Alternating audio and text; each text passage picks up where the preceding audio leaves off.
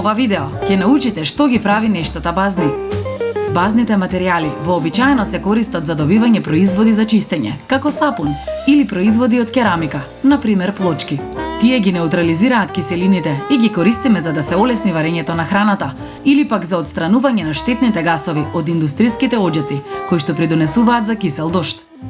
Ако во базен раствор се стави црвена лакмусова хартија, таа ќе ја промени бојата во сина. База е јонско соединение, составено од позитивно наелектризирани катиони, од алкалните или земноалкалните метали, од прва и втора група од периодниот систем. Поопширна дефиниција за база е секој хидроксид што се раствора во вода, па така и амонијакот е база. Сите бази се хидроксиди, но сите хидроксиди не се бази. Базите прават лигави и водни раствори со горчлив вкус, кои што имаат pH вредност поголема од 7 и реагираат со киселините, при што образуваат соли. Има многу дефиниции за бази. Според теоријата на Арениус, базите при дисоциација во вода образуваат хидроксидни јони. Дефиницијата на Арениус е многу ограничена.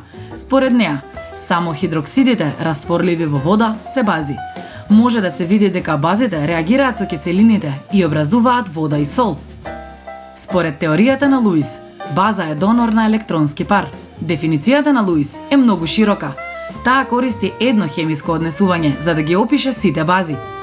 Според теоријата на Бренштет и Лори, база е акцептор на протони или H+ јони.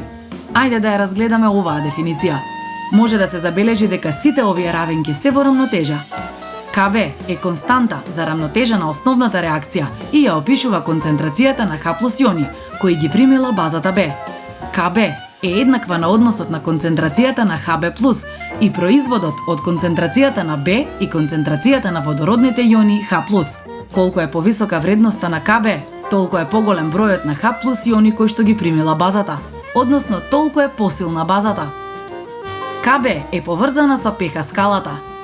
pH вредноста се користи за да се процени колку се силни киселините и базите, вообичаено на скала од 1 до 14, каде 7 е неутрална средина, како што е водата.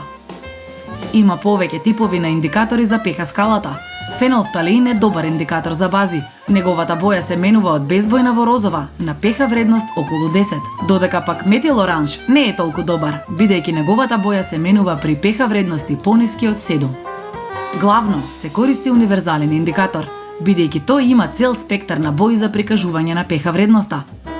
Силните бази се хидроксидите на алкалните метали, карбоанионите, амидите и хидридите на металите од првата група. Натриум хидрид е познат како супербаза. Силните бази се многу опасни. Зошто мислите дека тоа е така? Силните бази се многу реактивни и поради тоа се корозивни. Многу течни средства за чистење се силни бази. Органските бази се вообичаено послаби бази. Тука спаѓа амонијак, што го користи несврзувачкиот електронски пар за да прими протони. Тие не дисоцираат во вода и не образуваат негативно наелектризирани јони. Поради тоа, врската со H+ е послаба.